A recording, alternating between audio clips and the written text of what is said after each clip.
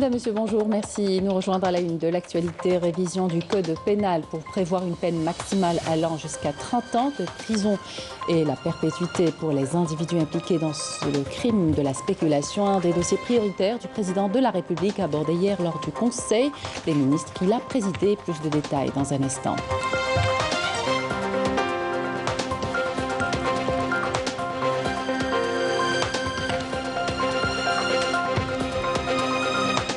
Célébration ce mardi de la fête du Maoulid al-Nabawi. Chaque année, à cette occasion, des festivités sont organisées dans toutes les villes du pays. Des expositions spéciales Mouloud aussi. Nous irons à cette occasion à Constantine et Méliana.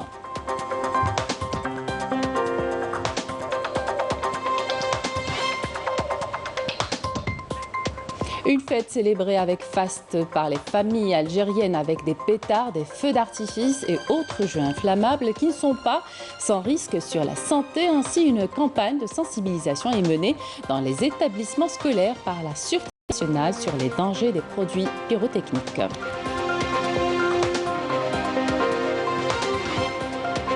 On ira à Abjaya pour assister à la 19e édition de la fête de la figue qui se tient à Bni Maouche avec la participation de 130 exposants.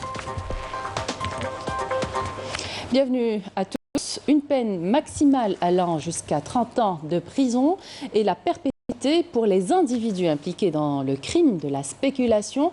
Voilà à quoi le président de la République a instruit le gouvernement lors de la réunion du Conseil des ministres qu'il a présidé hier. À l'ordre du jour également de cette réunion, l'organisation et le fonctionnement de Jamaa Al-Jazair, les rentrées universitaires et de la formation professionnelle 2021-2022. Le compte rendu avec Amel Bouakra. La lutte contre la spéculation, l'une des priorités du président de la République, Abdelmadjid Tebboune, a abordé lors de ce Conseil des ministres, consacré notamment à l'examen et l'approbation d'un projet de loi sur la lutte contre ce phénomène qui érode le pouvoir d'achat du citoyen et mine l'économie nationale. Cette décision induit la révision du code pénal pour prévoir une peine maximale allant jusqu'à 30 ans de prison à la perpétuité pour les individus impliqués dans le crime de la spéculation. Abdelmadjid Tebboune a ordonné de sensibiliser les commerçants et la société civile sur cette loi en cours d'élaboration et de la présenter aux citoyens via les médias pour faire la distinction entre le stockage organisé à des fins commerciales et le stockage visant à créer la pénurie ou entraîner une hausse des prix. Concernant la rentrée universitaire 2021-2022, le président de la République a appelé à mettre en œuvre des mécanismes pour orienter la répartition générale des spécialités universitaires vers les sciences exactes et la technologie. Il a insisté pour poursuivre la concrétisation des deux principes de spécialisation et d'excellence pour parvenir à la création de villes universitaires spécialisées. Le chef de l'État a ordonné d'impliquer les compétences universitaires algériennes dans les différents programmes et fournir les moyens nécessaires pour une formation de qualité. Le secteur de la formation professionnelle revêt lui aussi une importance capitale, d'où la nécessité, a estimé Abdelmadjid Tebboune, de poursuivre le travail afin de développer la complémentarité entre les offres de formation et les exigences du monde économique, afin de satisfaire les besoins des entreprises économiques en matière de formation des ressources humaines. Autre dossier à l'ordre du jour, celui de la Grande Mosquée. Le président de la République a donné des instructions portant parachèvement des aspects liés à la réception des différentes structures constituant Jamaa Al-Jazair et son équipement en entier dans le respect des normes de qualité exigées pour cet établissement spirituel qui sera placé sous tutelle du Premier ministre. Enfin, le Conseil des ministres a approuvé une proposition présentée par le ministre des Affaires étrangères et de la communauté nationale à l'étranger pour mettre à disposition des enfants de la communauté nationale un numéro vert au niveau des ambassades et consulats. Objectif, leur garantir une protection permanente et immédiate et écouter leurs préoccupations en cas de problème à l'étranger. À la lumière des bougies autour du henné avec un parfum d'ambre, les enfants de l'une des maternelles de Constantine se sont réunis pour célébrer la fête du Mawlid al-Nabawi Sharif dans une ambiance pleine de joie et de convivialité. Les petits n'ont pas manqué d'interpréter en chœur des chants en louange au prophète. Que le salut soit sur lui. Camélia Mlel.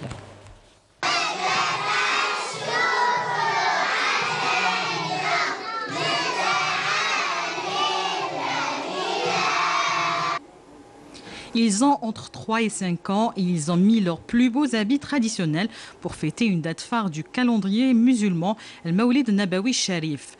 Nous sommes dans l'une des maternelles de Constantine. L'ambiance est à son comble. Aussi jeune qu'il soit, l'histoire de la naissance du prophète, que le salut soit sur lui, et sa vie font partie de l'enseignement de ces petits. Une histoire qui fascine, racontée essentiellement à travers le chant.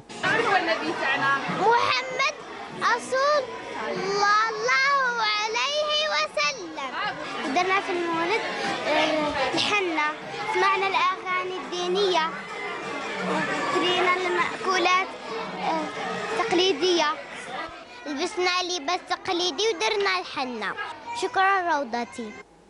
La célébration de ce genre de fête a pour but d'inculquer la culture religieuse et permet à nos petits de connaître notre prophète Mohammed alayhi salatu wassalam.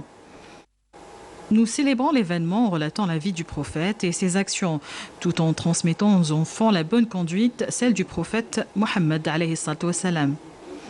Les enfants sont tous vêtus de beaux habits traditionnels. On a même préparé des mets pour l'occasion. À l'instar du monde musulman, les Algériens célèbrent le Mawlid al-Nabawi dans une ambiance empreinte de joie et de convivialité, tout en inculquant la tradition du prophète aux petits et aux grands. Et à la veille de la célébration de la fête du Mawlid al-Nabawi Sharif, Siam Kenouch nous propose de visiter une exposition spéciale Mouloud. Les exposantes sont des artisanes qui proposent des cadeaux originaux. Spécial Mawlid, elles souhaitent désormais instaurer cette nouvelle tradition pour réunir les artisanes chaque année pour exposer et valoriser leurs produits. Siam Kenouch.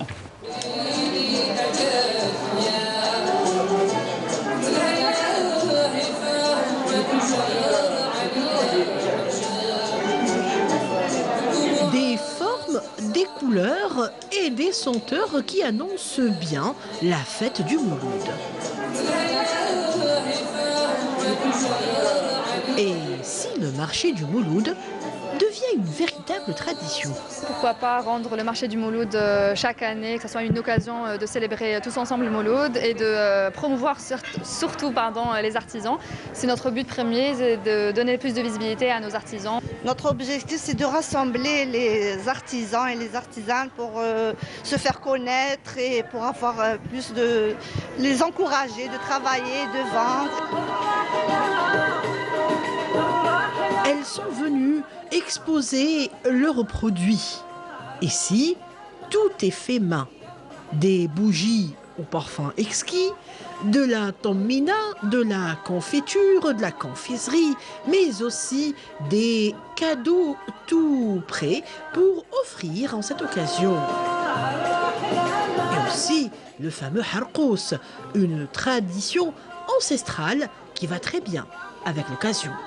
On essaie de diversifier les modèles, de mettre de la couleur, de la déco, afin d'apporter de la gaieté et quelque chose de nouveau à notre intérieur en fait. C'est des rangements en bois avec des produits dedans. Il y a des tapis de prière, des Corans, des Sibha. Et bon, pour hommes, par exemple, on ajoute un musc et des bâtons d'encens. Tout ce qui est là, tout est joli, tout est beau.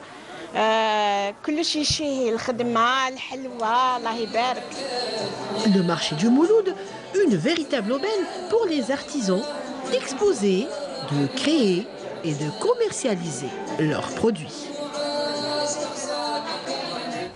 Direction Meliana à présent, où on célèbre Mawlid al-Nabawi d'une manière très originale, une fête de lumière avec un défilé de Mnarat, une tradition ancrée dans l'esprit des habitants de Meliana. Siam Kenouch.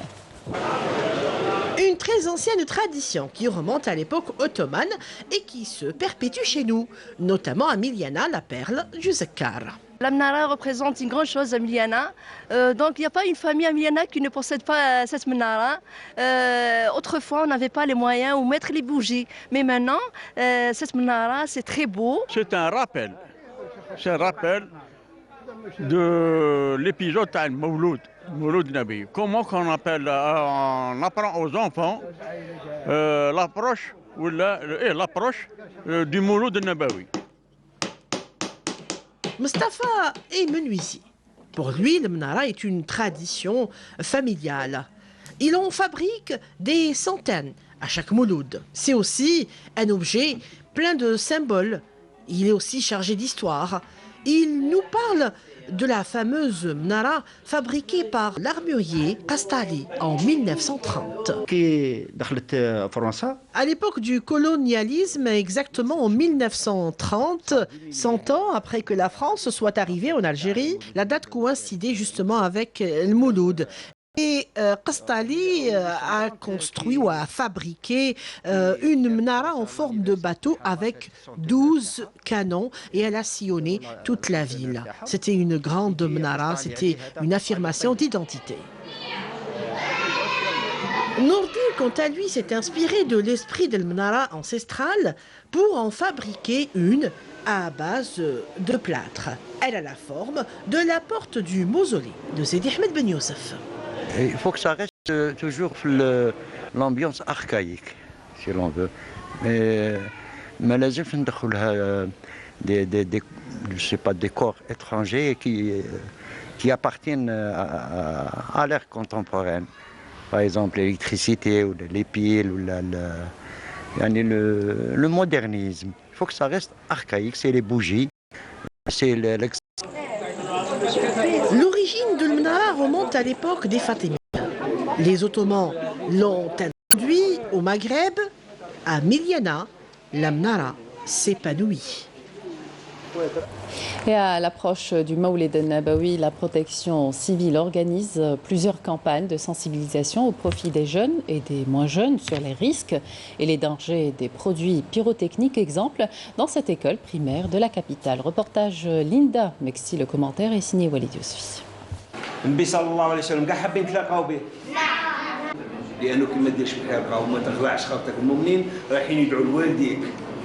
ربي يرضى عليك وراح تتلاقى مع النبي وراح يحبك النبي وانت تشفع لوالديك وتكونوا في الجنه ويشوفكم ربي عز وجل. Il s'agit d'orientation et de conseils au profit des enfants de cette école à quelques heures de la célébration du Maoulid Nabawi Sharif.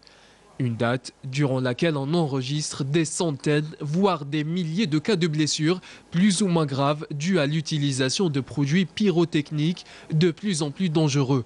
La plupart des victimes sont des enfants totalement inconscients des dangers de ces produits.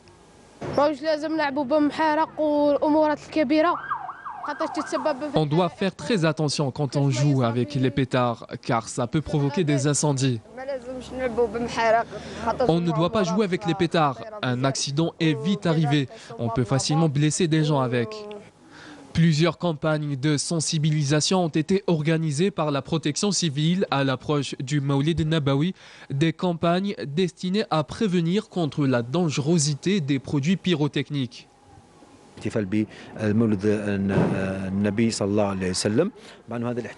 Il y a beaucoup d'accidents qui se produisent lors de la nuit de célébration du Mouloud dû à l'utilisation de produits pyrotechniques. Ça peut provoquer des frayeurs chez les femmes enceintes et les personnes âgées, dû notamment à l'utilisation de ces produits près des mosquées et des hôpitaux ou encore à l'intérieur des maisons. Il y a eu beaucoup d'accidents qui se sont produits à cause des pétards. Certains ont perdu la vie, d'autres ont été grièvement blessés. J'appelle tout le monde à faire très attention. Le numéro vert 10 21 et le numéro d'urgence 14 sont mis à la disposition des citoyens par la protection civile, des lignes à utiliser en cas d'urgence ou d'incendie. Et justement, la Sûreté nationale de la wilaya de Sidi Bel Abbès a procédé à l'arrestation de 5 individus. Elle a saisi de plus de 70 000 unités de produits pyrotechniques qui étaient destinés à la contrebande. Je vous propose d'écouter cette déclaration. في إطار المخطط الأمني المسطر من طرف المديرية العامة للأمن الوطني الرامي إلى تأمين المواطنين خاصة خلال موعد الاحتفال بالمولد النبوي الشريف، تمكنت مصالح شرطة سيدي بن عباس في عمليات متفرقة من حجز كميات معتبرة من الألعاب النارية والمفرقعات. العملية هذه مكنت مصالح الشرطة من حجز أكثر من 70 ألف وحدة من المفرقعات والألعاب النارية مع توقيف 5 أشخاص كانوا يتاجرون بهذه الألعاب النارية. كما تمكنت مصالح شرطة سيدي بن عباس أيضا من حجز كمية هامة من السجائر.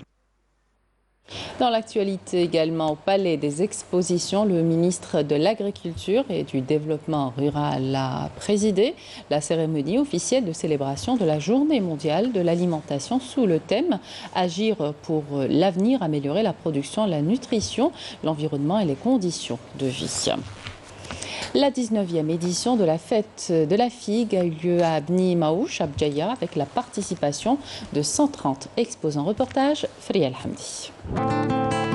Nous sommes à environ 900 mètres d'altitude, et plus précisément à Bni Maouch, situé dans le sud de la wilaya de Béjaïa, au pied de la montagne de Ashtoug. L'activité principale de cette région est agricole, connue par la production de la figue. Ça fait partie du patrimoine des gens de Bni Maouch. Par tous les villages, les 28 villages, il n'y a pas quelqu'un qui ne possède pas un figuier ou 2 figuiers. C'est notre mode de vie. 130 exposants ont animé l'ouverture de la 19e édition de la fête de la figue, qui intervient cette année dans un contexte particulier, marqué autant par les incendies d'été que le manque d'eau. Je peux vous le dire au niveau mondial, ce n'est pas une question du niveau de l'Algérie tout simplement, parce qu'il y a des pays productifs, par exemple, nous prenons le cas de la Turquie, le cas de la Syrie, le cas du Moyen-Orient, sont tous des pays productifs, même de l'Espagne, mais la qualité diffère. Les visiteurs venus déambuler dans les allées du marché hebdomadaire de la commune ont eu le choix de choisir entre les qualités et les prix. Le fruit étant présenté sous toutes ses coutures, qu'il s'agisse de son gabarit, de sa couleur ou de sa saveur.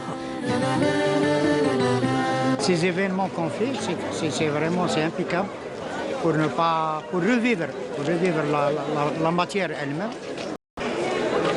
Pour la figue, pourquoi elle est exceptionnelle? Qu'il y a des autres régions, il y a des autres régions qui disent on travaille, on fait la caparification, mais ce n'est pas la même chose. Nous, on a cette particularité de l'altitude. Ça joue un très grand rôle. On connaît la figue, ça fait depuis les grands-parents, on connaît la figue. Mais la figue de Bni Maouch, c'est spécial. Quoi qu'il en soit, l'événement suscitait beaucoup de moments de joie, permettant à tous les amateurs de se retrouver et de faire leurs emplettes, d'autant qu'à côté de la figue, des étalages proposant des produits du terroir comme l'olive, l'huile et le miel, ainsi que l'artisanat. Je vous propose de découvrir maintenant des produits du terroir de grande qualité dans cette épicerie fine qui se trouve à Haidara, en plein cœur d'Alger, des produits bio à découvrir dans ce reportage de Anissa Bouzida. Dans un décor parfaitement adapté aux couleurs du patrimoine, l'épicerie fine Beb Leila a ouvert ses portes aux saveurs authentiques des produits du terroir. Déjà, moi, je suis une amoureuse du terroir. Quand je voyage, j'adore tout ce qui est épicerie fine. Et je me suis dit, pourquoi pas donner un visage à l'Algérie. Petit coin de paradis pour les fins gourmets, la maîtresse des lieux, Leila, a voulu faire de cet espace un espace de rencontre de toutes les régions d'Algérie. Il y a de tout, il y a de l'alimentaire, il y a du cosmétique. Par exemple, les savons naturels sont fabriqués à base d'huile d'olive algérienne. L'alimentaire, il y a de tout, il y a du miel de chez nous, des hydrolats de chez nous. Les hydrolats, c'est taqtar, tout ce qui représente l'Algérie, le ftil, des 58 wilayas. Ça veut dire on peut avoir ici du couscous à base de khoroub, de saïda, comme il y a du couscous d'Arpo, comme vous allez trouver de na'ma al-mhawar de Mila, il y a de tout. الشرشوخة تريدة de سكيكدا تريدة قسطنطين تريدة تاع بليدة الشرشوخة تاع الموس تاع السيار تاع الطفر il y a de tout. C'est magique. Je trouve très sympa, très agréable, il y a plein de couleurs. Et ce qui est bien, c'est qu'il y a l'ouverture pour tous les artisans qui veulent travailler. Ce sont des produits bio, ce sont des produits maison, sans produits additifs, sans produits chimiques. Un savoir-faire reconnu grâce à des producteurs passionnés, fiers de représenter leurs régions respectives. ملي كنت نخدم غير للدار لصحابي اكسيتيرا ابخي تلاقيت بليلى قالت لي عندك عفسه اللي لازم تبارطاجيها مع الجيري مع لو بوبل الجيريان الوغ بديت نخدم والحمد لله كاين ناس تجي تسقسي على سلعه تجي تشكرني عليها اكسيتيرا صافي فريمون بليزير. La technologie de la pression à froid, c'est une technologie ancestrale qu'on pratique en Algérie depuis très longtemps, mais pour les huiles d'olive. L'avantage de la technologie de la pression à froid, c'est que ça garde vraiment le maximum d'enzymes et de vitamines et de minéraux qu'il peut y avoir dans le fruit ou dans le légume qui est traité.